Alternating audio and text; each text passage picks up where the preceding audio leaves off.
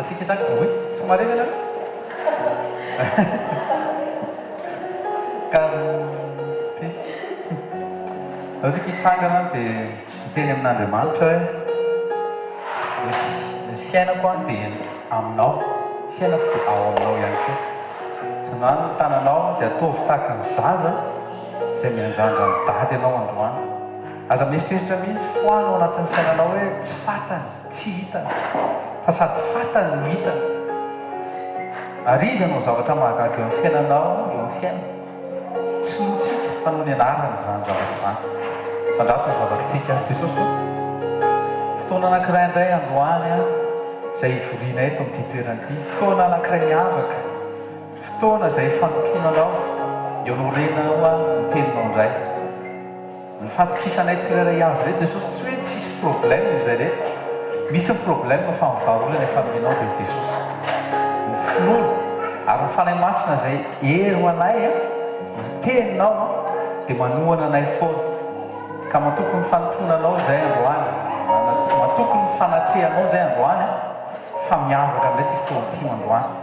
Raha io amin'ny anarana herin' Jesosy avy Nazareta, saotranao izay fa mahay ny zavatra rehetra.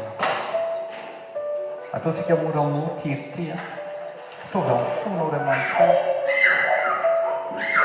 Ekina tanteraka aminy ampifatosoy ny sainanao.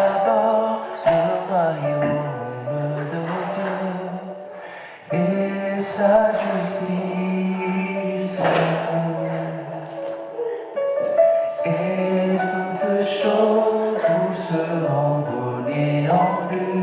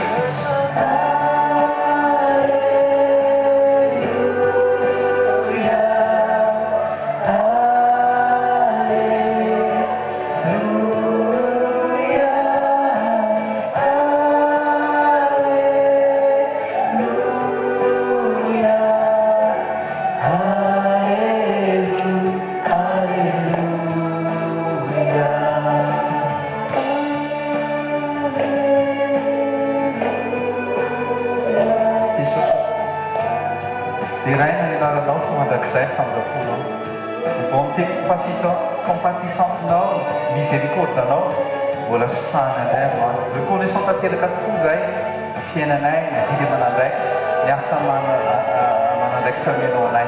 Ndiranay alleluia.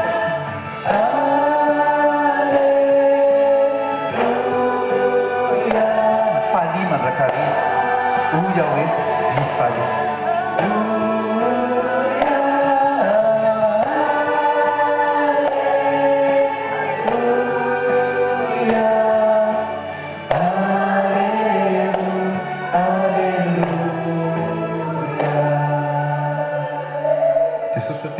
Voninahitra mandrakizay manolotra an'izany izay manao eto amin'ity toerana ity dia ny tananao indray nangatana hihinjitra, tananao indray hanositra, hanaisotra, hanala, mongotra izay tsy nambolena rehetra ary ampitoetra kosa ny sitraponao, ampafantatra ny sitraponao ny ianao amin'ny anarana herin' Jesosy.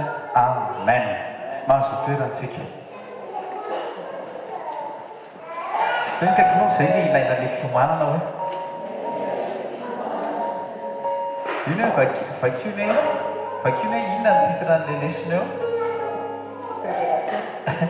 sy ny resaka dia zay koa nefa ny zavatra nyzarain'ny tonton Erika zavatra nytenen'ny tonton Rija hatramin'ny tonton Iandro malina metraka an'ilay izy a antsika aloha ay zay koa fampianarana andro révélation amen anao école de ministère aketsika androany sekoly famana olana le izy tena kaikinao révélation famana olana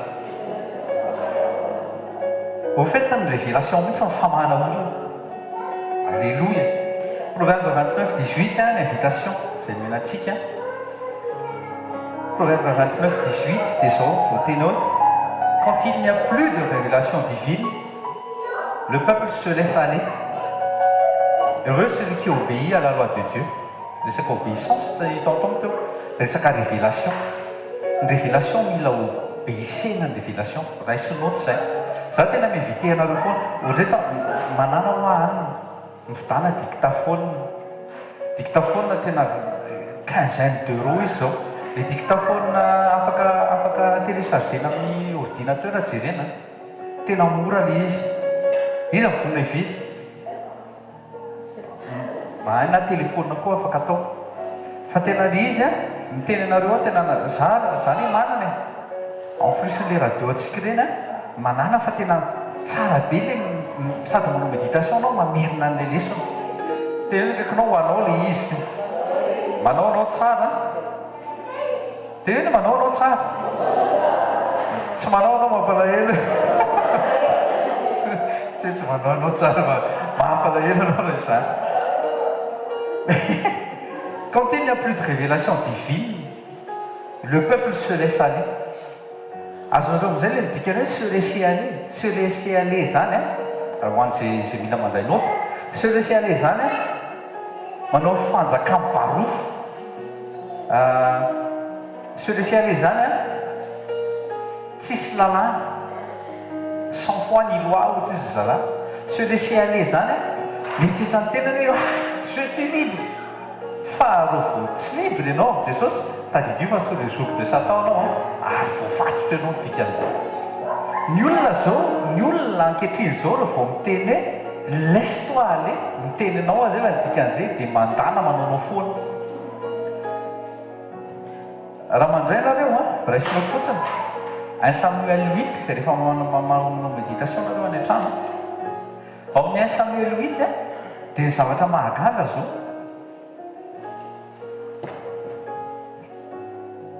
ny zanak'Israely dia nanadino ny fomba fitondran'Andriamanitra talohan'ny tao amin'ny période rehetra ny juge sy ny Moïse sy ny Abraham reny ny problème dia teo ohatran'ny hafa foana tsy haiko zao mety misy teo ohatran'ny hafa vety misy olona teo ohatran'izy izy efa zanak'Andriamanitra dia te hiaina tahaka ny tsy fiainan'izao tontolo izao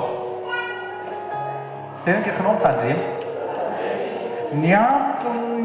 ny antony révélation dia correction zay apetrakaandriamanitra ho an'ny zanany le izy mety miteny ianao hoe fa maninona ary andriamanitra tsy tonga dia miteny amiko direct matoa andriamanitra miteny Ephésiens 4 miloka verset 11 matoa andriamanitra nametraka 5 piliers mala zao manao ohatra momba amin'ny basket misy ny 5 majeur eo ambony terrain fa reo 5 majeur eo tsy maintsy misy remplaçant zao dia ny 5 ministère tsy maintsy misy miara-miasa aminy satria ireo no miforme le corps du Christ. Quand il n'y a plus de révélation divine, le peuple se laisse aller. Heureux celui qui obéit à la loi de Dieu. Révélation de Dieu, révélation divine, c'est la loi de l'Éternel ihany koa le izy. Satria midirige antsika mba tsy hiopefitsika ozy antsika, mba tsy hihoatra dia zavatra tokony atao. Reste note, révélation des langages spirituels ihany koa. Quand on parle de révélation, on parle d'une chose spirituelle. Tonga dia mifanan'Andriamanitra mihitsy miresaka any amin'ny fanahinao. Zany hoe tsy tian'Andriamanitra handalina ny saintsainanao zany le teniny satria tsy te hahita fiovana eo amin'ny fiainanao. Mahatonga an'le mahatonga ohatrany hoe tenin'andriamanitra tsy misy tsisy vokany ao amin'ny fiainan'ny olona anankiray satria raisan'le olona tahaka ny information fotsiny le izy hoe ay hoe misy an'izany ao anatin'ny baiboly fa raha tena vrai révélation dia manova fisainana le izy. Romains 12:2 manova fotom-pisainana le izy. tena kaikinao tsara lavitra noho ny lavage de cerveau any amin'ny secte dia lavage de cerveau tereny ianao fa ao amin'ny fanjakan'andriamanitra tsy lavage de cerveau fa esorona mihitsy le pensée anao tamin'ny fisainanao taloha dia esorona fisainana vaovao le fisainana tena mety araky ny sitrapon'andriamanitra. Ka tsika rehefa mianatra atao anatin'ny école tahaka izao dia misy fotom-pisainana esorony tena kaikinao esoroko ny zavatra taloha esorony ny zavatra taloha iny dia misy fotom-pisainana vaovao zay koa ny asan'ny révélation. tiako ahoana ny fomba fandraisanareo alenao zay koa ny asan'ny révélation zany hoe formatena mihitsy le fisainanao taloha. Ohatra hoe rehefa miteny zao tsika ohatran'le tenen'ny datoriza teo taloha dia hoe rehefa tsisy dia tonga dia monimony rehefa tsisy dia tonga dia hoe tsisitsika za tsy mahay anino zany fotom-pisainana taloha.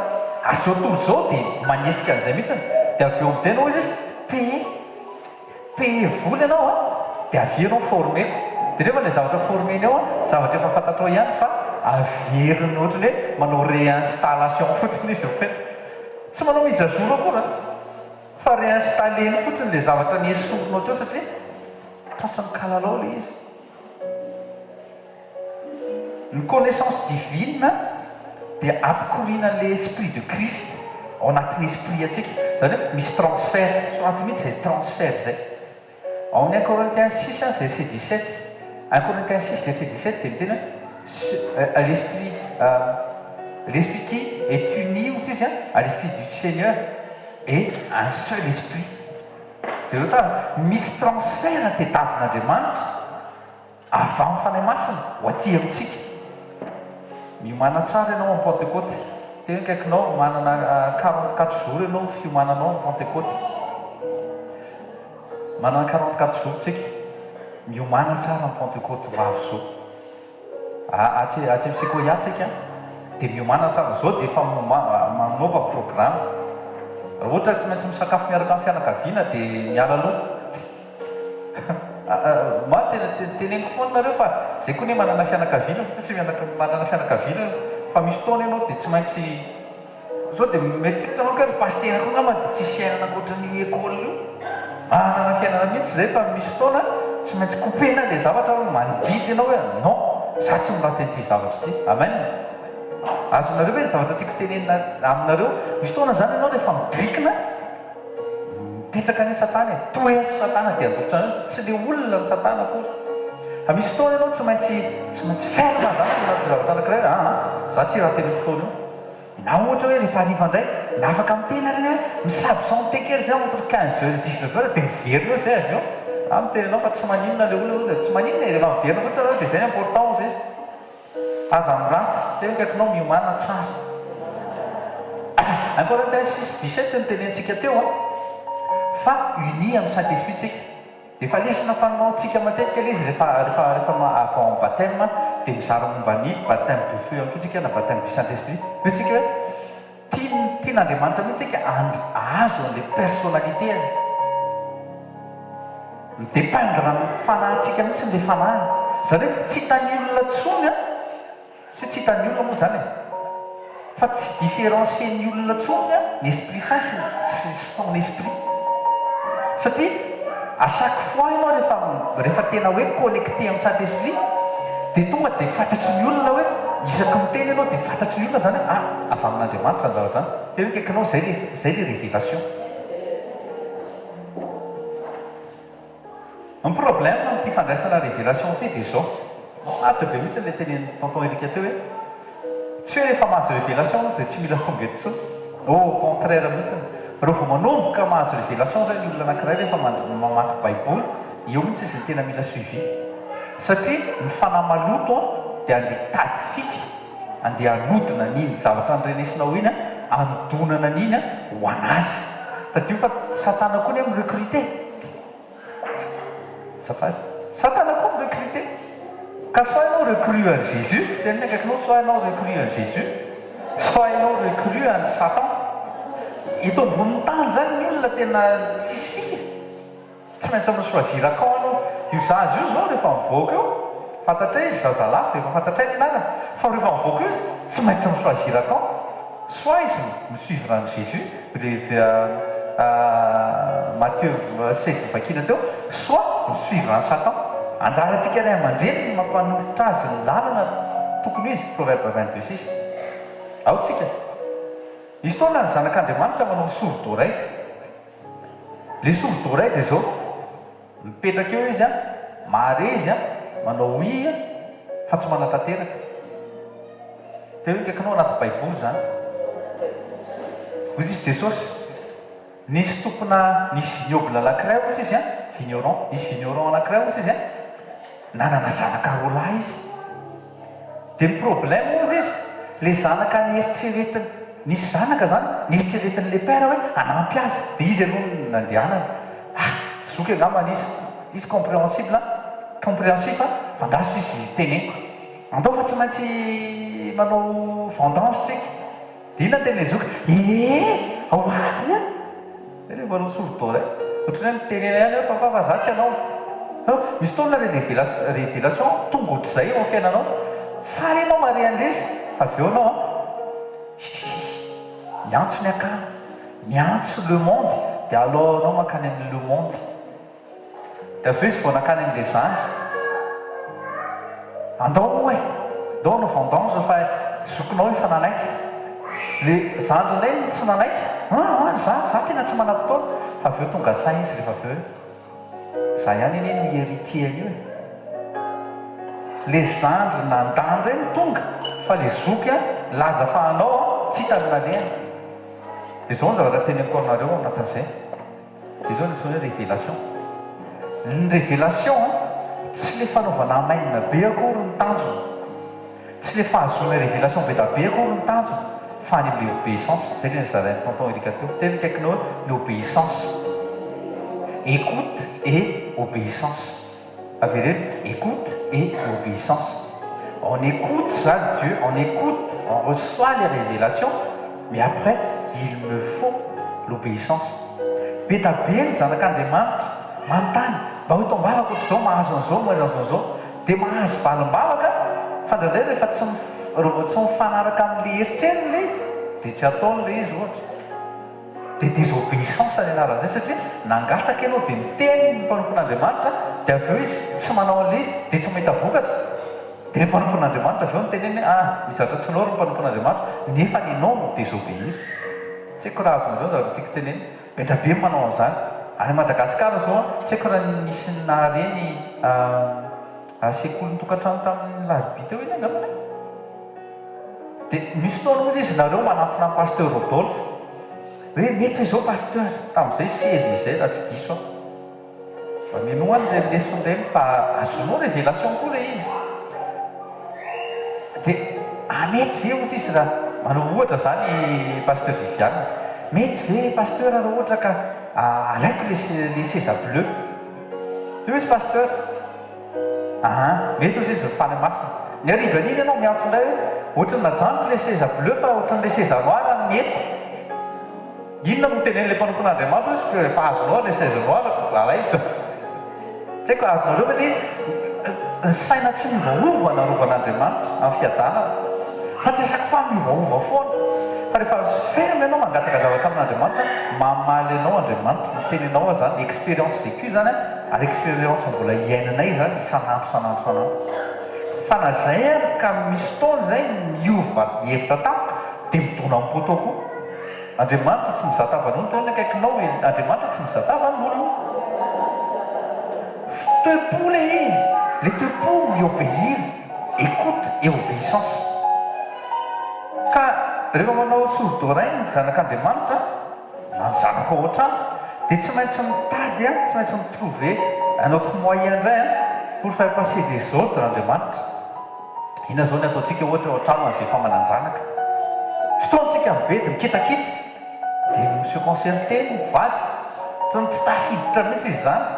Tsy maintsy miova moyen ndraiky amintsika dia mitady hevitra indray Andriamanitra ohatr'izay ny révélation manoratra ny Andriamanitra efa nanoratra ho anao izy amin'ny alalana profeta amin'ny alalana mpanjaka i baiboly eny an-tananao eny dia kaikanao fa tsy miditra le izy dia rehefa tsy miditra le izy dia tsy maintsy mianfo olona izy a hoe andanany teny eny fa tsy mety mihitsy tsy miditra mihitsy le izy hoe izy Andriamanitra zanaka hoe fa andanany ho itsike aiza zao nahitako ohatra amin'izany ohatra hoe tena akaiky indrindra ohatra Saoly mpanjaka na Davida mpanjaka koa ndray tamin'ny Samuel ndray tamin'ny Nathan rehefa tsy nety niditra rehefa tsy nety nihery Saoly dia tsy maintsy nirano Samuel ndany izy teny eny rehefa nanoto Davida tsy nety natsapatena mihitsy izy hoe nanoto rehefa nikose tamin'ny Batseba nefa mifantan'le izy dia hoe kaikanao fantan'le izy fantan'le izy fa zay le fahotana torotoroana dia lasa mivadika fahafatesana izy mitondra ny fahafatesana natory matetika ny anaka tamin'ny Batseba izy dia nanomboka fantany tsara mihitsy hoe hitan'Andriamanitra sy fantan'Andriamanitra le izy inona nataony nirahany amin'izay Joaba hoe ataovy any elondridy uridy amin'izay maty ozy Satana hoe oui je vais tuer Uri fanadin'Andriamanitra le izy azonareo ve le izy fahotana torotoroana lasa mitondra ny fahafatesana mety tsy naka epée Davida namono azy fa le taratasy ordre nomen'ny Joaba hoe andana atovy any elondrindro Uri iny mbola pira no le olona namono ny Uri raha tianareo fantatra dia efa fantatry Davida fa nanoty izy dia hoe izy Andriamanitra mantsy natao midana makany amin'ny trôna dia manaova zao ohatra zao hoe misy manana ondro ohatr'izao etsetsetsetsetsetra vakio ny baiboly tena kaikanao vakio ny baiboly dia mahazo révélation anao amen azonareo le izy zay le izy ianao te azo fa les révélations ça ne tombe pas du ciel comme ça révélation tsy maintsy mamaky tenin'Andriamanitra ianao ary Paul regny hitantsika avy eo namaky tenin'Andriamanitra izy dia nahazo révélation dia soratany amintsika ainsi de suite zany zavatra zaraiky zao zao dia mahazo révélation indray nareo andakon'izany dia afaka mahazo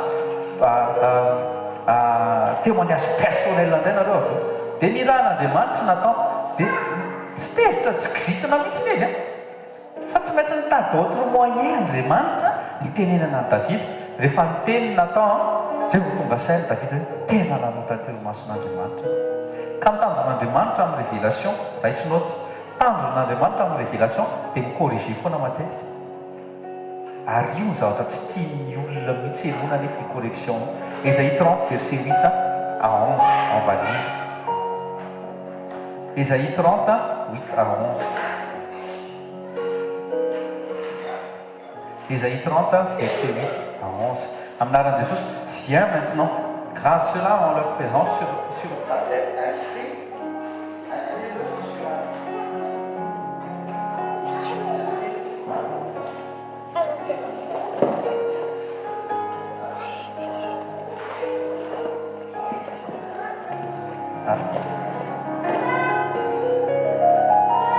Aí está, tudo isso. Aí sim.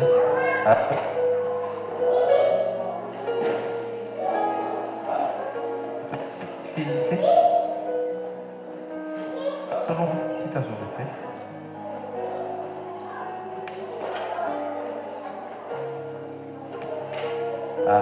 C'est Ésaïe 30, verset 8 à 9. Marética. Et Ésaïe 30, verset 8 à 9, 8 à 11. Viens maintenant, grave cela en leur faisant sur une tablette, inscris-le sur un document, afin que cela serve de témoin pour les jours à venir. Il y a toujours, verset 9, car c'est un peuple révolté, ce sont des fils trompeurs, et qui refusent d'écouter la loi de l'Éternel, nul les écoute sur l'Inéo. Les femmes demandent de l'écouter, verset 10, qui disent aux prophètes, ne prophétisez pas. Et à ceux qui ont des révélations, cessez de nous servir des révélations vraies. Annoncez-nous des choses agréables, que vos révélations nous bercent d'illusions.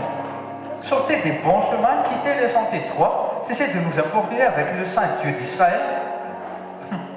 Amen. Alléluia. Ça va bien.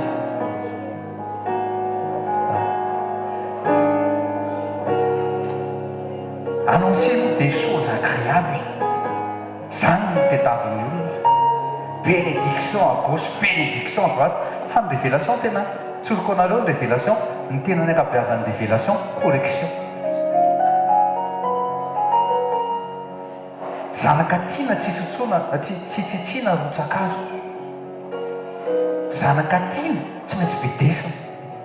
Raha ny zanakao tsy bedesinao mihitsiny, tena ianao fa mitaiza olona rebelle ianao. Tena kaikinao bedesina ny zanakao. Rehefa tsy mety ny ataony.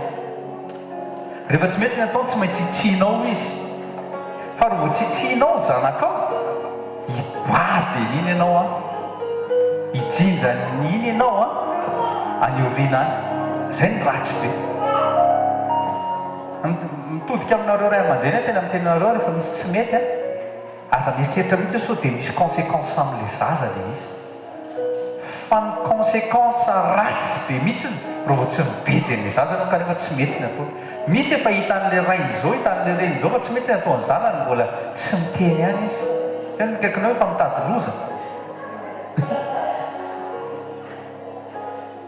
Tady problème. Zao dia itsio ny zaza. Proverbe 22:6 misy an'izany. Cessez de nous importuner avec le Saint Dieu d'Israël. Jereo mangididy ny sofiny. Voalaza zany any amin'ny epitra tedavy zay. Fa tsy teny hoe izy. Mangididy ny sofiny rehefa tenenina izy. Rehefa tsondronina rehefa tenenina tsy mety ny ataonao. Fa inona tediavinao les volontés divines sa les volontés anao tediavinao. Eo zany le zavatra. Zay le laisser aller. Tentady. Fiainana te-hanana vie libertine fa tsy vivre en liberté en étant conduit par le Saint-Esprit.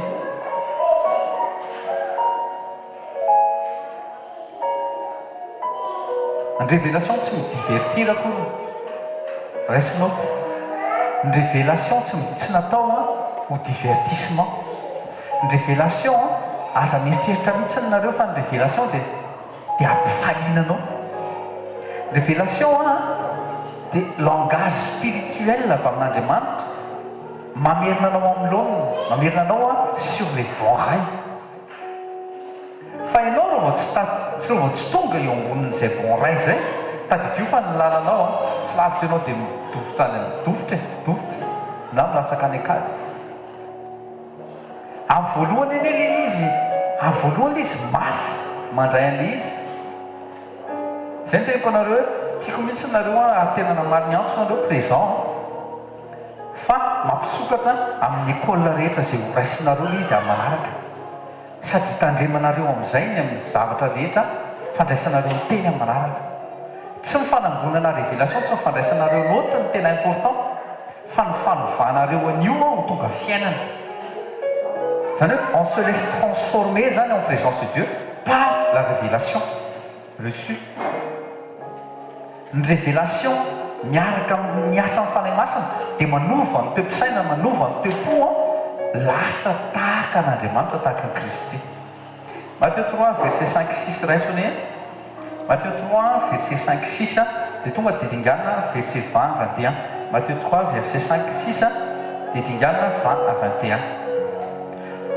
Teto dia atoroko anareo hoe ohatrany ahoana ny nandraisan'ny apôstôly révélation voalohany. Rehefa nitory Jesosy, ozy izy, tsy vakitsika ilay manontolo fa 5-6. D'autres tombèrent sur un sol rocailleux et ne trouvant qu'une mince couche de terre, ils levèrent rapidement parce que la terre n'était pas profonde. Mais quand le soleil fut monté haut dans le ciel, les petits plants furent vite brûlés et comme ils n'avaient pas vraiment pris racine, ils séchèrent. Hein? Matthieu 13, 5-6. Pas une intellectuelle? Matthieu 13, verset 5-6. Matthieu 13, verset 5-6. Aotsika. Iny le hoe voly latsaka tany amin'ny karobato. Aotsika. Dia anao zao dia parabole zany no tenenin' Jesosy tao. Dia verset 20-21 Jesosy zao le izy zao les sensana izy, zao les révélation. Kaikinao zao les révélation. Puis, verset 20-21, les révélations. Puis, il y a celui qui reçoit la semence, madame l'été, sur le sol rocailleux, mais il entend la parole, il l'accepte aussitôt avec joie, mais il ne la laisse pas prendre racine en lui, car il est inconstant. Que surviennent des difficultés ou la persécution à cause de la parole, le voilà qui abandonne tout. Tena kofana maso normal mifona ako tsy mitsara aza mijery masoko hoe izy zandray zany fa tena mbola be da be ny personne décrite ato anatin'ity ohatran'io kaikinao mila esorina le vato le teny azonao zany mampifaly anao fotsiny le révélation le teny azonao zany mampifaly anao fotsiny c'est le teny teo quand il entend la parole il l'accepte aussitôt avec joie fa nahitana hoe tsy enraciné le izy eo am'izay anao mijery ny tenanao teo kaikinao eto am'izay any mijery ny tenako eo anatin'ny foi ve za hoe mbola manana foi ve za examinez-vous vous-même nous dit Paul si vous demeurez dans la foi tena kaikinao ianao manao an'izay za afaka mahafantatra an'le izy meny Jesosy n'izay don zay rehefa miresaka amiko ianao rehefa manontany zavatra amiko ianao fantatro le izy ampafantarina hoe mbola tsy stable zany io problème quand il entend la parole il accepte aussitôt avec joie fa problème ozy izy il ne la laisse pas prendre racine en lui car il est inconstant oka marina oka am'izay le inconstance le inconstant de io tenen'io que surviennent les difficultés, la persécution à cause de la parole, le voilà qui abandonne tout, adiny daholo le teny rehetrarehetra. Misy olona faly mihaino tenin'Andriamanitra, misy olona enony daholo mipresina mpanompon'Andriamanitra isan-karazany, fa tsisy vokatra. Inona ny problème? Les révélations mifafy, le tenin'Andriamanitra mifafy, fa mifonao ny problème, tena kaikinao mifonao ny problème. Androany réglé zay zavatra zay androany zao Jesosy matoa izy mamia an'izany fampianarana momba ny révélation zany matoa izy misolutionné an'izay zavatra zay satria tiany ianao hamokatra amin'izay tsy tiany ianao hoe hamokatra dia aveo mitrebo zany hoe maty ny ainandro ny dikan'izany mitrebo zany sec monsieur juriste de séchère izy ka isolo rocailleux androany afaka isolo ny vato hoe esolo vato ny tena kaikinao esolona vato dia sakana tsisy zavatra tsisy semence maniry ambonina vato zany esolo ny vato fa ny vato esolona ny vato ratsy foana amin'ny olona ratsy fanaovana fondation fotsiny ny vato fa tsisy afaka anaovana azy ininona tsisy révélation koa dia manampy antsika amin'ny fanarahantsika n'Andriamanitra ahafantarantsika ny volonté parfaite tena kaikinao te ahafantatra ny volonté parfaite n'Andriamanitra ianao écoute hoe et obéis tsy miova mihitsy zay reo vao mbola ny fanjakan'Andriamanitra ndresana dia écoute et obéissance foa ny sofinao miasa be mihitsiny satria sofina mandrea ny tenin'Andriamanitra à l'obéissance ino fois acte deux fois ino ny acte foanao ianao miobéir écoute et obéissance ny afantarana anao hoe mila anao a manantanteraka n'le zavatra nyrenesinao fa rehefa misy zavatra renesinao ka tsy ataonao a dia inona antsoina hoe désobéissance Ézéchiel 36 25 27 hiditra anatin'le solution sahatra isika Ézéchiel 36 verset 25 27 je répandrai sur vous une eau pure afin que vous deveniez purs je vous purifierai de toutes vos souillures et de toutes vos idoles io le resantsika omaly misy ny souillure zay afaka ataontsika le fombafomba ivelany iny afaka ataontsika mamafany ny volomaso volombava volo rehetrarehetra volotsofona ny rehetra ny taindelo reny zany vitanao tsokoko manala fofona fa misy anankiray tsy vita raha tsy andriamanitra mamafy opura Jean 15 verset 3 tena kaikinao hoe tenin'andriamanitra mpanompon'andriamanitra tsy miinsiste amin'ny tenin'andriamanitra tena amin'ny tenenareo fa raha miinsiste zavatra hafa izy miinsiste tany amin'ny resaka ositra ny karazana izy a pose vola question foana fa misy zavatra bizara fa miainga foana ny base raha vao tsy miseho basé amin'ny tenin'andriamanitra manaova recul kely foana aloha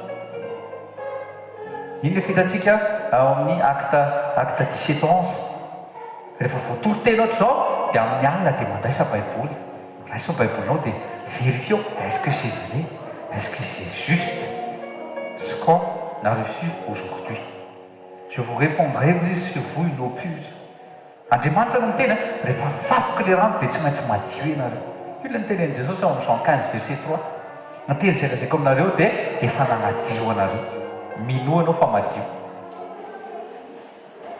iny tsy le anao le miditra inonao tsy anao le miditra soladosina miditra ao anaty benoir manadio teny fa ny fandraisanao an'le tenin'andriamanitra eo amin'ny fanatrehana iny no manadio anatinao ao iny zany ohatrany tanao zao resaka lavage de cerveau atao itsika renouvellement de l'intelligence ny anarana fa tsy lavage de cerveau lavage de cerveau anao forcé fa ny renouvellement de l'intelligence misy soaly izy tena kaikinao misy soaly izy zany hoe etahitanao voalohany indrindra te hiala amin'le zavatra ratsy ohatra le fisainandratsy dia esorony ho fanahy masina iny dia miinstalle ny volonté an'andriamanitra amin'izay izy dia hoe tia rehetriretiny tia saintsaina dia manomboka miova amin'ny saininao manomboka miova amin'ny fihetsikao manomboka miova amin'ny fomba fiainonao an'andriamanitra verset 26 Ézéchiel 36 verset 26 je vous donnerai un cœur nouveau un cœur nouveau un cœur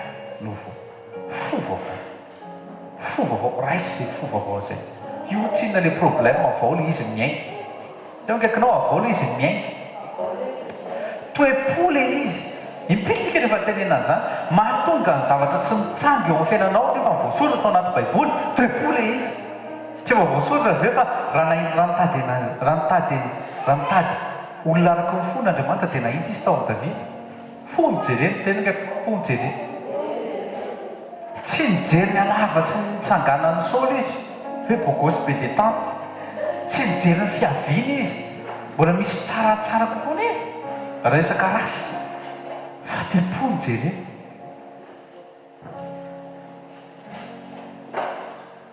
raha resaka rasy eny be dabe tao amin'ny zanak'Israely tena kaikinao be dabe nanana fitomborala hafa nanana zoky lafito i David zany zany zany nanana zoky lafito izy miray cent descendant d'Abraham fa maninona ny David le izy nantsy Abinadab toe-po le izy tena kaikinao toe-po le izy ny soan'andriamanitra sy ny élection an'andriamanitra zany dia toe-po foana le izy ka mety zareto tefiana ny foana je vous donnerai un cœur nouveau je mettrai en vous un esprit nouveau aussi j'enlèverai de votre être votre cœur dur comme la pierre tena kaikinao ajanono aty fovaty inona ary le fovato izy izy nareo ny fovato fo tsy mandray ninina mihitsy efa nataontsika fanoharana koa zay efa mandesaka momba ny baptême de l'esprit tsika hoe raha maka tasy anankiray anao dia maka rano anao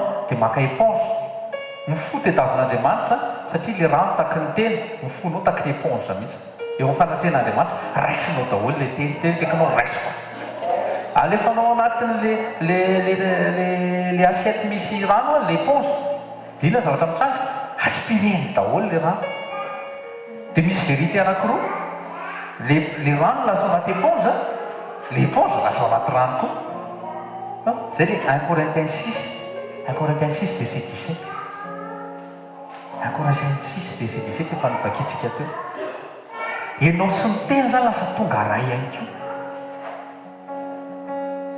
valim-bavaky Jesosy ane zany ao amin'ny Jean 17 vakio ray manontolo valim-bavaky Jesosy zany tahaka ny za iray aminao izy izy tiako mba za iray amin'izy ireo ka ianao sy ny tenin'andriamanitra manomboka zao tokony tsy tafasaraka zany so any amin'izay toerana misy ianao tokony misy lumière satria la lumière du monde la lumière de ce monde c'est la parole de Dieu ianao tokony mamiratra foana teo zao zay niditra boulangerie tsisy olona niditra mihitsy le boulangerie nandeha areo toko teo zay tsisy fa vao niditra zao izy nareo aksisika amen non pasteur rozy efa nahita an'izany koa efa zaso io refa nareo reo dia zay no teneniko za any amin'ny toerana zay esanao tokony isisian'ny olona koa amen satria ianao le izy zay kaikinao za le izy tsy no ianao le izy fa ianao mihitsy ny lasa manitona marina ne zany lasa embouteillage tao anatin'le boulangerie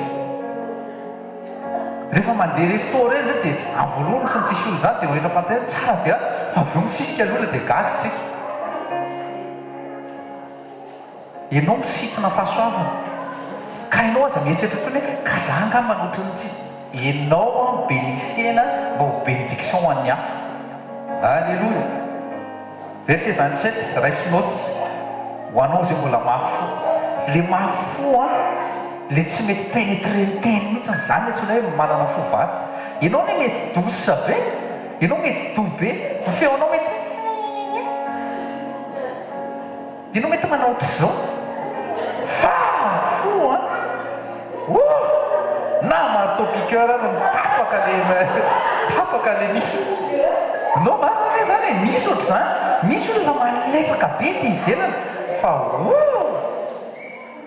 tena raha tsy tenin'Andriamanitra tsy pénétrer foana misy fa misy ne olona tena hitanao eny zao raha tenena me tonga dia amelaka fa re tonga dia vao aika izy ke olona otrony ballon fotsiny n'existe daholo na avy any amin'ny anankiray na avy any amin'ny anankiray tsy te hampome anareo fotsiny efa tiako tsapanareo mihitsy le izy hoe le intérieur le izy toepo le izy maneke tefena dao hitsangana dia vavaka aloha tena volona tefena hoe Jesosy ray sarobidy avy amin'ny Jesosy Kristy tompo rehetra zay manangatana no tena volona tefena tsisy mbola parfait zay Jesosy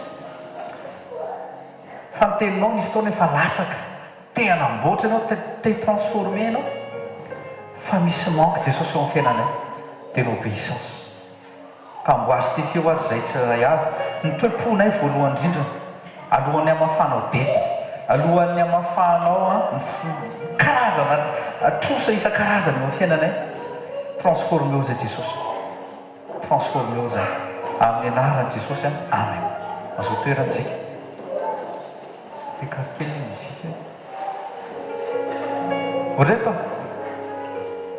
hatramin'ny raty tamin'i Jesosy dia moa vao nizaraina tamin'ny tatiana Talita anatin'ny bila teo tsy mijanona mihitsy ny fanefe aza mieritreritra mihitsy ianao hoe efa tonga stady fa Andriamanitra mbola mampiakatra anao ndray satria ny tanjona Kristy ny tanjona Kristy ny tanjona te ahitanao izy vao mijery anao izy dia te ahitany Kristy zanany le zanany latokana vao te ahitany vao mijery ny taty lato izy dia Kristy no hitany jery ny taty zo taty arika zany no tedavina fa tsy hoe ianao mihoatra atao disciple accompli comme 100 mètres ianao tena tiany comme 100 mètres zay ny nampidina ny fanahy masina tena kaikinao miomana hoa ianao en Pentecôte aza vila mandalo ty Pentecôte 2018 ty aza mitady sensation nouvelle hoe tamin'ny herintaona zao ny sensation azoko fa asa ndray na sensation azoko amty saucisson ny azonao io tsy azo ininona ao anao fa vita ny Pentecôte ndriky tena dia misy kalikali kely manko dia eo saucisson dia zao koa dia efa mba teneniko mba manao sorti kely tsika amin'ny lundi de Pentecôte za any aminareo le fety efa leny resantsika le hoe manao barbecue kely tsika teka kely aloha tsika dia mba ataovy reto dia mba mahafaka mba ataovy laty miaraka any amin'ny famille dia aveo mamonjy fotoana dia tsika alamino fotoana amen fa mba fotoana iarahantsika zany amin'io Kizy efa vitany tatirinasy pasteur Ronja kizy efa tokony natao tamin'ny 31 décembre zay kizy zay amin'io tsika manao tsara mihitsy libre be mihitsy tsika amin'io amen be mihitsy zao ny zavatra voateny teo hoe asiako fo vaovao anareo zany hoe misy taloha tsy maintsy esorina misy fo tsy maintsy rotana. Iny fo iny a, iny le fo miraikitra amin'izao tontolo izao. Tena akaikinao hoe tena mifoko Jesosy. Foko e! Aza tazomina intsony iny fo an'izao tontolo izao. Hitanao le fo le mitarika anao manota. Mitarika anao manota. Manana fisainandratsy. Matoa Jesosy mipromettre asiako fo vaovao. Dikany hoe vaovao dia vaovao. Amen. Zany mihitsy hoe lettre de nouveau, fo vaovao. Ary izy oa, le izy aza mieritreritra mihitsy izay ianao ny anaran'le izy dia asianao fo vaovao, mitady any amin'ny grande surface ianao. Tsy misy any. Fonao vao hitanao any.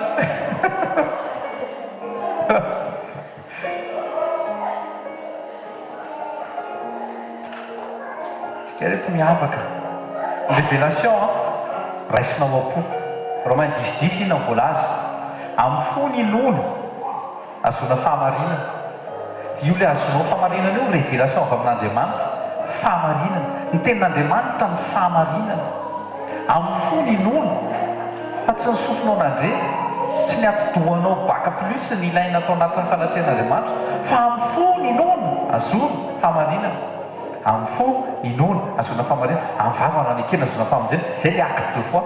Miteny amin'izay anao, masahinao dia miteny, miproclamer anao.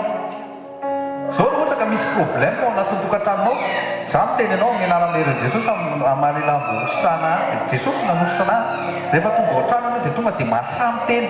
Ny problème tsy tafiditra ato amin'ny tokantrano ty amin'izay aminaran'i Jesosy. Za dia natao mpamaolana. Mila masahy ianao. Raisinao zay zavatra raisinao amin'ny intelligence dia information ny anarany. Ninona zay raisinao avy amin'Andriamanitra, teny avy amin'Andriamanitra, ka raisinao amin'ny intelligence dia information. Rentsika tsara nga manao an'izay IM radio, manasitsika IM radio foana. Hoy izy tonton Iandry, ty teny ty izy efa vakiana foana fotrany tsisy dikany taminy. Zay mihitsy le izy. Ny problème, les gens 17-17 raha naretsarnareo. Tsara, vita ny toriteny pasteur 20 minutes. Fotoana no adiny teny fa 20 minutes ny toriteny. Tsangana amin'izay. Manamasinanay amin'ny famarinana, tenina amin'ny famarinana. Amen. Vita. Niditra le teny, mivoaka le teny. Raha nontaniana avy eo, ino moa teny le pasteur tao? Tsisy fantaniana hafa ve? Satria ny problème, le tempo nandray le tenin'Andriamanitra, na le tenin'Andriamanitra mihitsy koa tsy révélé. Tsy saina. Mila mitandrina ianao. Tenkikanao mitandrina amin'izay rehefa mifanatrehan'Andriamanitra. Rehefa eo amin'ny fanatrehan'Andriamanitra ianao zany, le révélation, le teny ampitondrana. Le izy anie tsy teniko e. Tsy tenin'reto pasteur mampianatra eto na mitenin'izay mpitarika eto. Fa le teny misy verset biblique, 2 Corinthiens 3:3, tonga dia raiso. 2 Corinthiens 3:3, tonga dia raisina le izy. Fa raha ohatra ka raisinao information fotsiny io, mety ataonao stylo noir, stylo rouge, bleu, feutré, tsy haiko encre. Fa mijanonao encre eny foana iny. Fa mila soratanao ao po le izy. Proverbe 7 koa miteny an'izay. 2 Corinthiens 3:3, il est évident que vous êtes une lettre que le Christ a confiée à notre esprit et qu'il nous a fait écrire, non avec de l'encre, mais par l'Esprit de Dieu vivant, non sur des tablettes de pierre, mais sur des tablettes de chair, sur vos cœurs. Averko, il est évident que vous êtes une lettre que le Christ a confiée à notre ministère et qui nous a fait écrire, non avec de l'encre, mais avec l'Esprit du Dieu vivant, non sur des tablettes de pierre, mais sur des tablettes de chair, sur vos cœurs. Ny révélation zany dia soratanao anatin'ny fonao. Fa raha vao soratanao anaty cahier izy na soratanao anatin'ny intelligence, information ny anaran'izay fa tsy révélation. Ny révélation no mitransformer fiainana. Ny révélation no mitransmet vie. Sady mitransformer izy amin'ny transmettre vie koa. Reo zany mahatonga ny olona be da be mamaky toriteny, mihaino toriteny be da be, hainy daholo ny karazana toriteny, listana toriteny, ananany daholo. Kanefa rehefa miresaka amin'azy rehefa vakianao fiainana, tsisy ninona mita mihitsy. Satria ny raisinao ohatrany hoe, hitanareo ohatrany hoe olona mividy CD, dia badainy daholo le CD, dia tsy tenena amin'izay zay miraha hoe dia ozy haiko mihitsy izy io ka fa tsy afaka mihira izy aty le hira hitany daholo ny partition etretretretra zany dia kaikanao mila mitandrina hitany daholo ny verset Matthieu 6:33 etretretretra hainy daholo fa tsy tena ny fiainany mihitsy le izy zay ny problème sady tsy hirany tsy ambotsy anjery zany bataina le baiboly atao ohatry zao trotrona iondanana fa tsisy vokatra satria tsy transformé ho révélation mihitsy le ten'Andriamanitra dia tsy teo amin'ny fiainanao mihitsy le izy satria anao tsy mihinana le izy fa manangokanina fotsiny dia kaikanao oka izay manangokanina mieritreritra be hoe tena efa lasa lavitra be mihitsy ty fanoarana ty fa mian'i Jesosy antsika raha tadidinareo misy natsoina hoe simulateur de vol ary misy natsoina hoe avion eo kaikanao misy itovizany reo fa misy tsy itovizany ndray miainga dia ndray cloué au sol ndray misimulé fotsiny misy olona ao anaty fiangonana simulation fotsiny kay misy zany mariny zany miditra ao anatin'le cockpit izy ko cockpit andrinandrindra amin'izao 2018 zao ngamba zany mbola tsy hitra simulateur de vol fa ngamba tena ohatrany hoe anaty avion anao ny simulateur de vol amin'izao fa misy blob anaky valo miaraka amin'ny piston be manozongozona n'iny manao an'le ahozongozona da ohatrany hoe misy turbulence ny sary eto moa zany efa superbe écran OLED sa QLED zao ny amin'izao textona efa avolenta mihitsy dia hatramin'ny feo son bose eo anatiny hitako manko le izy dia zany tena misy ohatr' zao mihitsy koa kristianina mieritreritra be zao anaty Boeing 747 makatona mihitsy ngamo zao efa au-dessus de l'Atlantique na izy ka eo anatin'le anina fotsiny no anatin'le simulateur de vol oka izay fiainana oka izay le fiainana bofobofo amin'ny kristianina oka izay tena kaikinao oka izay tena oka izay hoanao anahy za koa mba miteny an'izany fa tsy hoe io ndray paster fa hoaza ndray mila miovitsika mila tefenitsika ary tsy za mimpanefy tsy ianao koa mimpanefy Jesosy mimpanefy ao anatin'ny toerana tsara indrindra ianao zao tefeny ianao tsy hoe mba hanana ministera fa tefeny ianao mba ho tahaka ny Kristy mitanjon'Andriamanitra ho anao etsony ianao anatina ministera tahaka izao dia ho tahaka ny Kristy ny tanjony fa tsy hoe hanana ministera plus que zao fa tsoko raha anao ohatra ka zay tianao tsy maneno misy olona te ho mpaminany no mpaminany misy te ho asi apôtre tena kaikanao fa atao ino reny zao tontolo zao ny style amin'ny galon colonel et général devant Dieu toute personne dia pareil mpianatra daholo nareo sisa tout disciple accompli et comme son maître zay ny tanjon'i Jesosy accompli comme son maître ianao ka le cœur de père tena oka izay cœur de père mazefatra be dia tsy zakan'le 747 fa cloué au sol maro zany mba eritrereto kely ane zay no tena tsara izy tena teniko anareo ny apôstôly zao am'le Matthieu 13 le vakitsika teo nanontany izy tsy haiko verset firy mba misy afaka mijery hoe nareo nanontany an'i Jesosy hoe mampianatra fa maninona ianao no miteny fa maninona no miteny paraboly inona navalin'i Jesosy Matthieu 13 firy zay iny 11 alléluia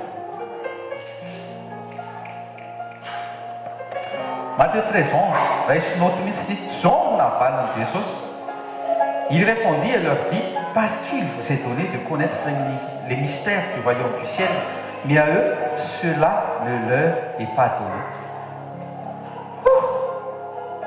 zavatra mahafinaritra be hoe zany hoe à toi est révélé le secret du royaume ny secret du royaume zany tsy nomemem-pony any olona rehetra fa ianao raha ohatra ka nomen'Andriamanitra n'izay révélation zay mifaly fa tianao izy satria tiany hovaina anao tiananao hivoaka ery dia mitémoigner anazy misy fotoana ny olona ohatrany hoe za te ho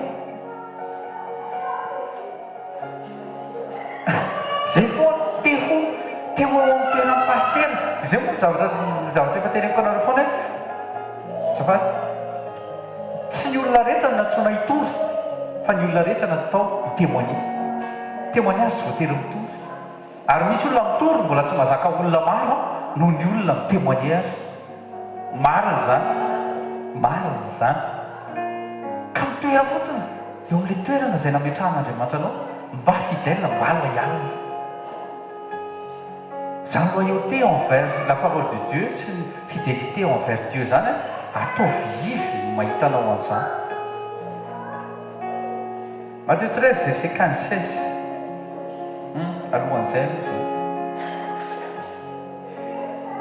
alohan'izay aokaloha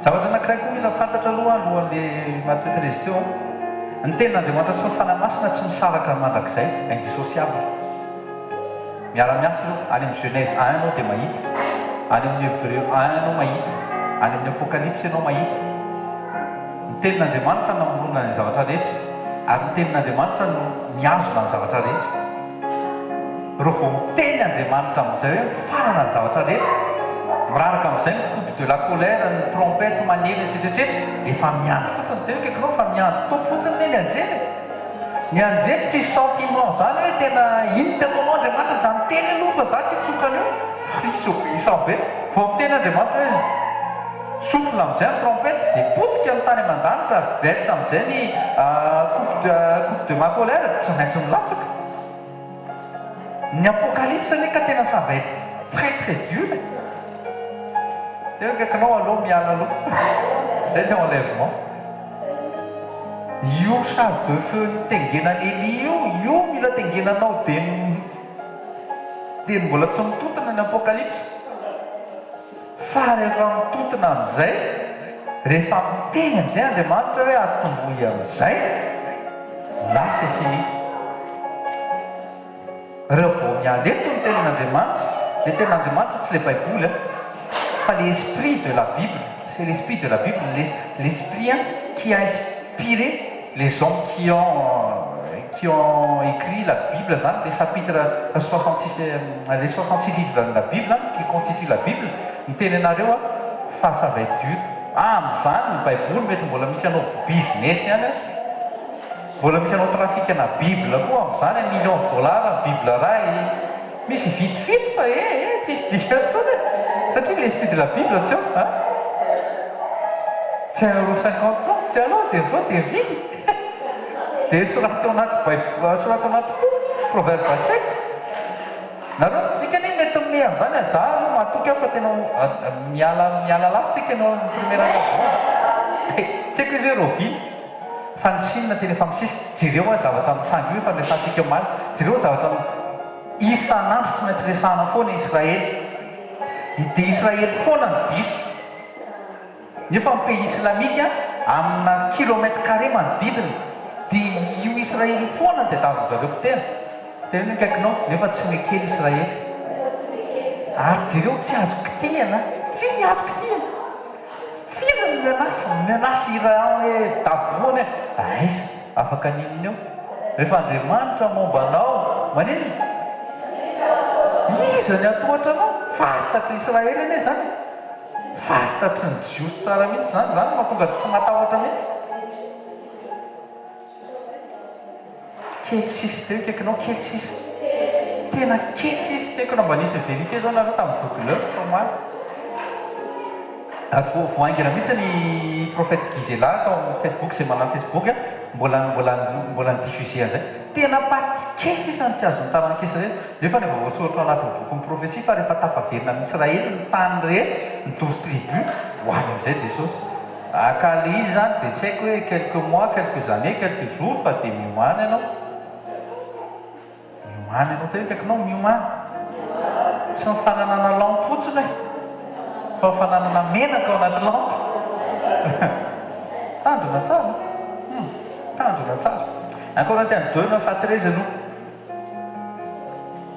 miditra amin'ity resaka tenin'Andriamanitra hoe indissociable ity fa inona mihitsy le révélation révélation tena avy amin'ny fanamasina ny tena vile révélation ary ny révélation tena natao hanovana anao ny révélation zany be da be misy fona tsy fitsarana mponimpon'Andriamanitra re izy hoe misy olona midehaka be mahazo révélation fa nefa le olona miaraka aminy tsy mampiova ninina mihitsy za tena miteny anareo mihitsy hoe mahafanaritra anahy mahita olona tena hoe de A à Z narahanao le izy narahanao ny fiainana dia hitanao le izy hitanao hoe tena tsy mitady zavatra le olona tsy mitady mba ho anan-karena tsy mitady solution zao dia zao fotsiny tsy mitady ositra fa tena mitady fiovana tena tekinao toe-po le izy ny olona rehefa tonga eo amin'ny fanatrehan'Andriamanitra ka te hiova dia ny toe-po ny tia hiova voaloha alohan'ny hoe tia ny problème misy fotoana ny le problème le toe-ponao tsy hiova mahatonga le problème misy ao amin'ny fiainanao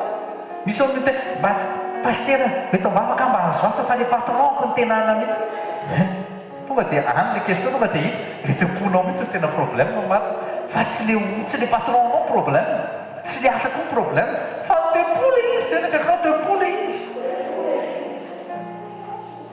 ka tsika tsy raray avy eto toe-po mila amboarina ka nataoko hoe école de solution Andriamanitra ny te hisolutionner problème anao mihitsy ary tena sitrapony be mihitsy zany sako miteny zany ary tena hainy zany ary tena vitan'izany ary tena ataony instantanément zany fa problème aloha tia novahana voalohany indrindra mifonao vato teo kaikinao foko vato aoka hitempo am'izay aoka hipompen'le rano am'izay aoka hipompen'le rano am'izay amen 1 Corinthiens 2 9-13 io zao ty zao efa mivakitsika be da be fa misy révélation mbola ho atsika ao anatina révélation efa nomen'Andriamanitra tamin'ny Paul 1 Corinthiens 2 9-13 mais comme le dit l'écriture tenin'Andriamanitra moa zany miteny il s'agit de ce que l'œil n'a point vu sur l'île que l'oreille n'a pas entendu, ce que l'esprit humain n'a jamais soupçonné, mais que Dieu tient en réserve pour ceux qui l'aiment. Et c'est 10. Or, Dieu nous l'a révélé par son esprit. Dikateny hafa les révélations koa de hoe vision na voyant. Celui qui reçoit les révélations des voyants koa fiteny azy tsy les voyants je vois tsy reny zany tsy le médium fa le plénitude de Saint-Esprit le sahako amareo tsy le médium zany ampovoany l'esprit en effet scrute tout même les pensées les plus intimes de Dieu les pensées les plus intimes de Dieu dika zay ny tena le ao am-pon'Andriamanitra lalina mihitsy tia mirevelena aminao manomboka izao dikany hoe révélation sy ny hoe verbe révélé tokony misy sens profond be mihitsiny eo amin'ny fiainako sy eo amin'ny fiainanao manomboka izao azafary fotsiny hoe andeha eny révélation milay be le révélation pasteur Rodolphe etsetretreta fa misy fotoana le izy milay be fa tsy sens mihitsy eo amin'ny fiainanao en fait satria tsy traduisé l'esprit anao ho fiainana ho arahana mihitsy le izy fa niraisinao information fotsiny hoe ty zany le révélation azoko avy amin'ny pasteur Rodolphe avy amin'ny pasteur Rose pasteur Minitra pasteur Tomé rehefa vao miresaka amin'ny anina dia tonga dia mivoakako iny révélation ohatrany hoe mba hanahery teo kaikinao any mivokatra le izy zay mihitsy tsy batelle akory le izy hoe 10 copie écouteur tsisy vokatra fa ny révélation tena zavatra mitondra fiovana eo anivon'ny assemblée manova fisainan'Andriamanitra manova fomba fijery Andriamanitra manova fomba famindra-Andriamanitra matoa izy miteny hoe marcher selon l'esprit possible à l'izy tena kaikinao possible à l'izy ianao no miteny foana ohatrany ny fampianarana partage kelin'ny dadorizateur hoe esory am'izay le tena hoe tsy haiko matoa Andriamanitra miteny hoe marche selon mon esprit c'est possible à l'izy conviction le izy choix le izy oui certainement j'ai la capacité oui je veux suivre Jésus oui je veux marcher selon l'esprit marcher selon l'esprit tsy hoe mitsingevana ohatrany matoto satria esprit matoto marcher selon l'esprit c'est marcher suivant la parole de Dieu guidé par l'Esprit Saint verset 11 concentrez-vous alors quel être humain peut savoir ce qui se passe dans un autre homme Seul l'esprit de cet homme, en lui, le sait. De même, nul ne peut connaître ce qui est en Dieu si ce n'est l'esprit de Dieu. C'est une révélation. Révélation, tu as demandé, tu as été non. Tu as été non, tu as été non. Faillant, mais c'est ton ancien. C'est un élan pas plus longtemps, des années au mien. Un esprit basé, c'est ici, il faut y taper. Tenir les houles, des cas hein? Pourquoi? Pourquoi vous chantez? Juste parce que vous m'écoutez jamais quand je parle. Tu me dis, tu vas tactique les houles là. Tu sais, vous niez. Quelque chose, c'est une révélation. Nas outros zoar manana zany tena misy fotoana ny olona baratany be foana. Tadenjery ty zavatra tena. Mety aloha azafady. Ao vetsika. Mba jereo ny pub eny. Milay izy ka.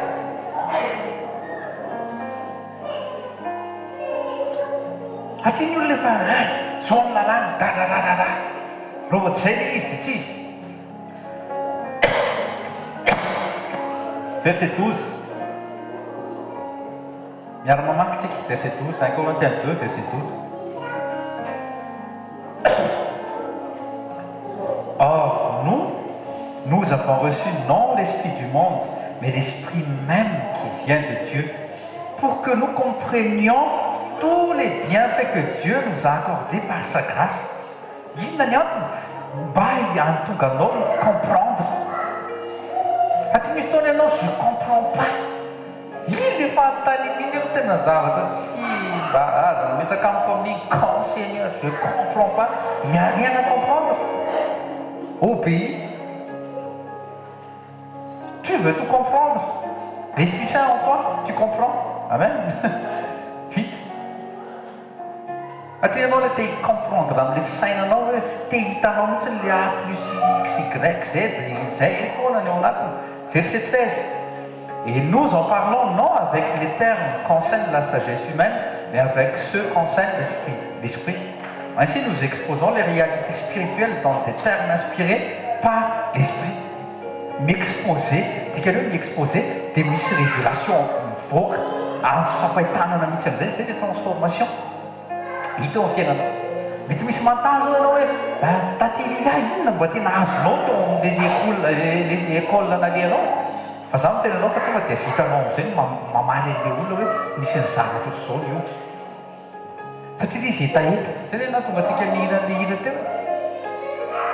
Fanjakan'Andriamanitra aloha voalohany. Fa mbola ianao manao an'ny chariot avant les bœufs. Tsy tafavoaka. Miova. Tena kaikinao miova. Révélation zany azo raisina tamin'ilay 1 Corinthiens 2 teo dia inspiration azo avy amin'ny esprit de Dieu. Andriamanitra te hiteny aminao direct tahaka ny tenenany tamin'ny Abraham, tahaka ny tenenany tamin'ny Mosesy, fa ny olona mihitsy ny lasa mafy. Matthieu 13, verset 15-16. Zay mihitsy tsy kifotsiny. Zay izy le fo mafy. Zay le Ézéchiel 36 teo. Avelohan'ny tanan'Andriamanitra hiasa surnaturel nanombotra an'ilay fonao vato. Matthieu 13, verset 15-16. Mamaky tsika amin'ny anaran'i Jesosy. Car le cœur de ce peuple est devenu insensible. Zany le cœur dur comme de la pierre. Insensible. Ils ont fait la sourde oreille. Ils se sont bouchés les yeux de peur que leurs yeux ne voient, que leurs oreilles n'entendent, de peur que leur cœur ne comprenne. Il y a des compréhensions. Les yeux, les oreilles, le cœur. Spirituel. Qu'ils ne se tournent vers moi et que je les guérisse. Vous, au contraire, vous êtes sur eux. Vos yeux voient, vos oreilles entendent. Nous menons que c'est ça, c'est fahalalana zay. Io le tsy tsapany apôtre tamin'ny voalohany hoe fa maninona kay? Fa maninona zay mahazo Jesosy? Satria misy zavatra sokafan'i Jesosy lakile tao amin'ny esprit anao tao. Ka aza mifaly mandray révélation fotsiny. Tena kaikinao aza mifaly mandray révélation fotsiny.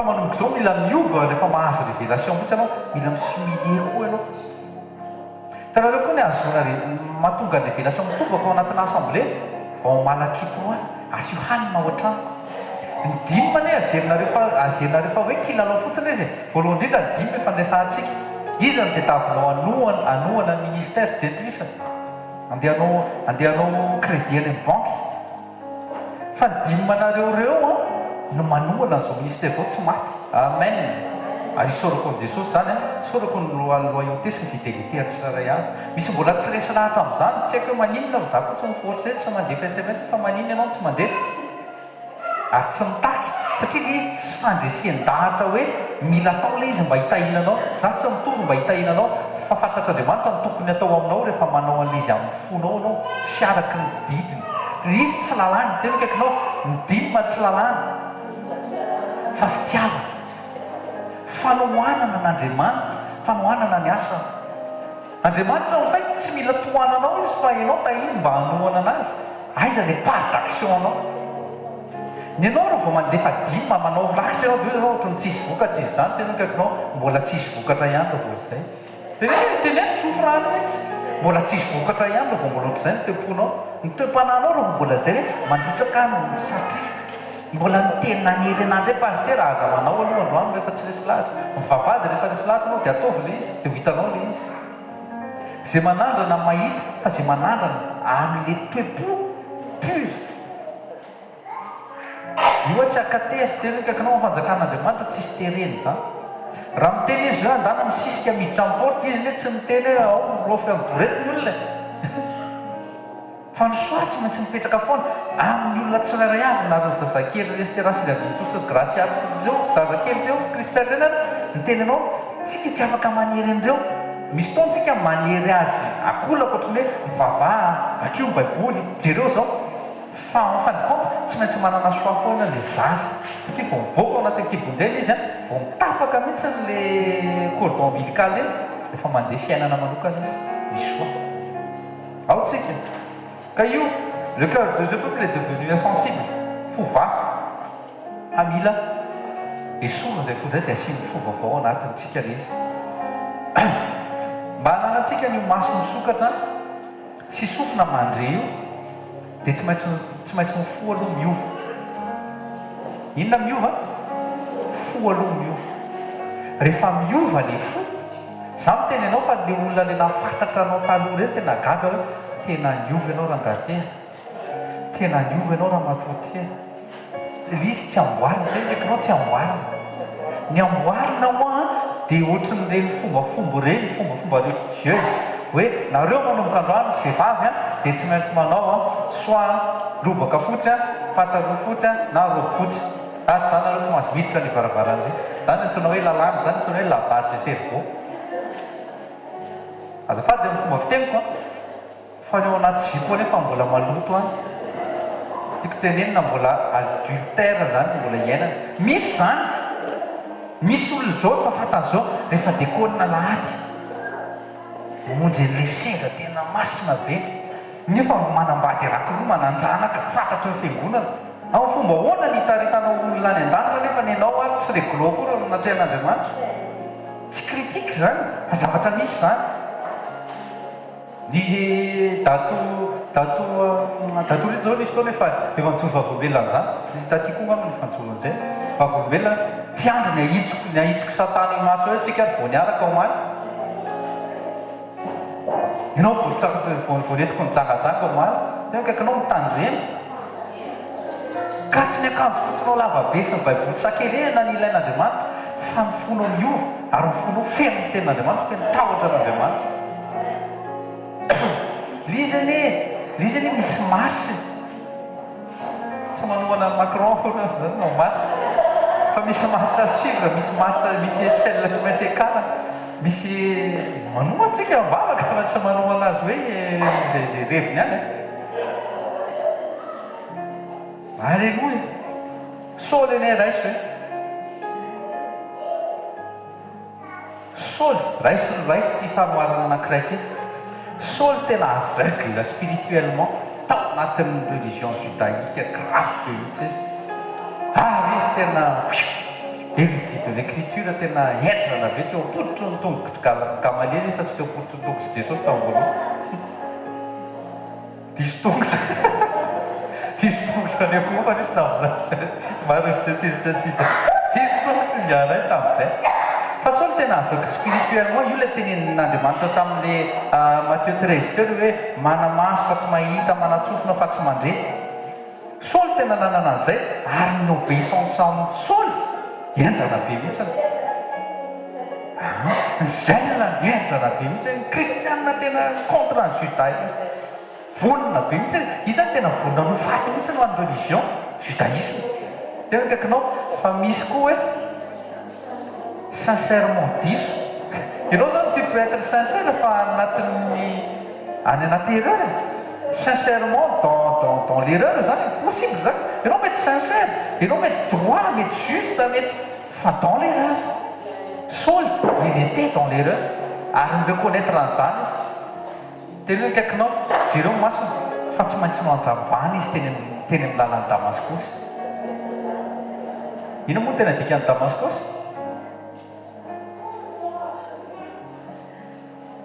Tena madadavo zay. Inona dikan'ny Damascus? Dia mandefa SMS anazy mahita azy. Azy mety dia miteny mafy. Izy dika mihitsy ilay Damasio. Tsy maintsy najambany Saoly mba hovany ho tonga Paoly. Niova le fo, tena kaikinao niova le fo. Paoly ene ka nandritra ny 3 jours izy maty sady tsy nihinan-kanina izy ny tsy nisotro rano. Ny vonoina mihitsy n'ilay Saoly. Tena kaikinao maty Saoly. Dia tonga Anania nametra tanana amin'ny masony. Nisokafana ilay masony vaovao mba hahatonga azy ahina ny fahitan'Andriamanitra andre izay ren'Andriamanitra. Io izy tena ataoko taimboraka amin'izay ilay azoko teo amin'ny Gamaliel fa hiova tongotra. Hitako amin'izay ilay tongotra. Merci taty amin'ilay spap. Niova tongotra amin'izay izy. Niova tongotra izy.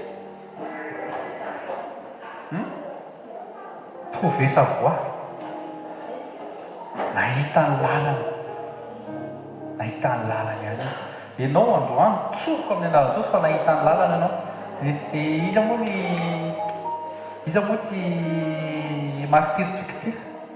Martir gasy. Gasalama. Inona ny teneny? Hitako ny lalana izy ka izorako. Azoko ny famonjena dia tena superbe révélation iny. Afaka teninao ohatran'ilay tenenin'ny Paoly hoe tsy za tsony velona fa Kristy velona tamy. Tena pareil le izy. Rehefa hitanao ilay lalana ohatran'ny Saoly efa impira ozy izy nitoramba. Impira izay ny nalefa prison. Niaritra tsika, niaritra jeune. Aty zay, joro zay. Misy vonona ijoro mandrakizay. Angatanana rehefa tsy vonona. Fa raha vonona anampy anao Jesosy. Aza ray nitetaka zany. Ray nitetaka io ray nitetaka ny vakitsika teo. Le nafafy teny amin'ny loka io. Vao tonga ny persécution sy ny karazana adihany daholo. Ils abandonnent tous izy. Le inconstance oka amin'izay rehetra tena talao antsika tsirairay avy nareo lehilahy sy vavy lehibe ireo. Mba constant amin'izay ny farana amin'ny Jesosy. Amen. Ampahirezina akaikinao. Tiako ianao hoe fa tsy maintsy hanary. Mba constance amin'izay ary le constant miakatra. Mba aoko midevisen'i Jesosy amin'izay le boulon le ino amin'izay nalana ty zavatra ty teo? Le simulateur ty. Asiny ela teo e. Ao amin'izay mba eny miafitsika mijerijery ny fampitazana. Fa tsy mba faire semblant foana. Ephésiens 3:3. Saoly tsy maintsy nisokafana amin'ny masony.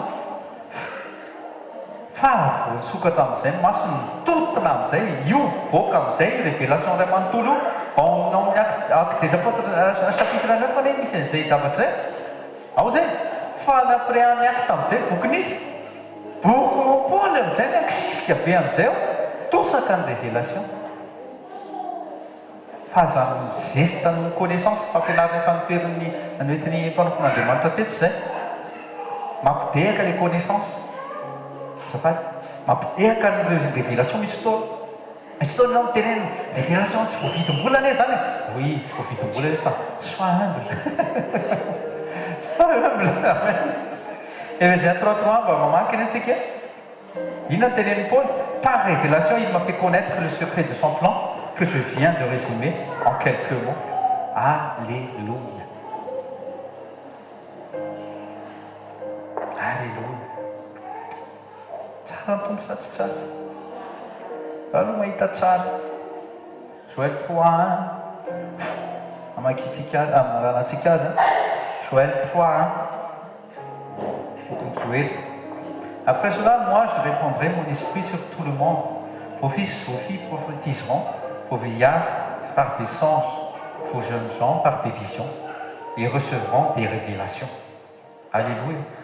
Zavatra miova, misy zavatra miova orinany androany. Tsisy fametrahatapo reto.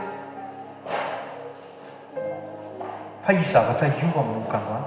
Io masonao io, io sofinao io, manomboka hita. Zavatra tsy fahitan'ny olona tsony. Asofinao koa dia arety, zavatra tsy fandren'ny olona tsony. Aza variana mijery sy mankafy ny zavatra zao tontolo zao. Aza variana mihaino ny zavatra zao tontolo zao. Fa iny dia zavatra jerenao sy renesinao raha vao tsy embesanao tena miteny anao fa iny no mitransforme anao dia iny no lasa mahatonga anao idolâtre. Dia iny no mahatonga ny olona lasa voageja. Tsy mahavita ninina raha tsy misy an'izao, tsy mahavita an'izao raha tsy misy an'izao. Ila mitandrina ianao. Androany tsy mahare école de ministère no nataontsika satria tia ny fanamasintsika tena azo presy tia ny fanamasintsika tsy raha ty fotsiny an'le hoe ho avy chaque samedi na chaque dimanche selon ny disposition en salle dia hoe mahazo révélation dia mahazo connaissance biblique etc. Nefa tsy zavatra miova ny fiainantsika. Zao tsika hitsangana dia teny amin'i Jesosy tena mbola misaotra teny misaotra ihany koa satria riche en révélation tsika fa aoka izay révélation zay mba izy se transforme amin'izay ho azo tsapaitanana mihitsy eo amin'ny fiainanao hoe niova ianao. Tena hita zany le tanan'Andriamanitra ka maso tena hita zany le tanan'Andriamanitra miasa manongotra n'le fo vato le fo tsy mety mamela heloka le fo tsara le fo tsy mety amboarina mihitsy fa vao corrigena kely dia tonga dia manohatra tonga dia mamaly fo.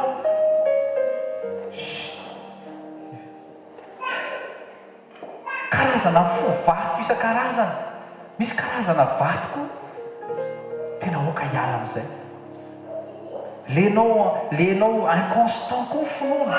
Misy fotoana miposta be dia misy fotoana mirofona tany amin'ny lapelina fotsiny. Misy fotoana mideran'Andriamanitra, misy fotoana collapse ambony fandria.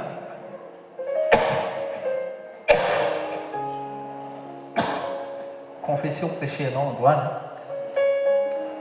dia mba loyal, mba fidèle.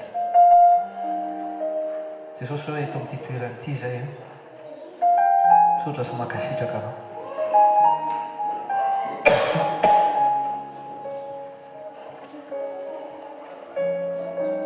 Toerana famorana Jesosy eto amin'ity toeran'ity. Toerana famafazanao rano mba hijovanay. Ianao rery any no mahay an'izany sy manefy izany ka rehefa ary izay miaraka amin'ny fo vatonay izay tsy rairay avy tsy akanavaka dia ongoty Jesosy izay fo vato izay dia asifonao. Ary ny fanahinay izay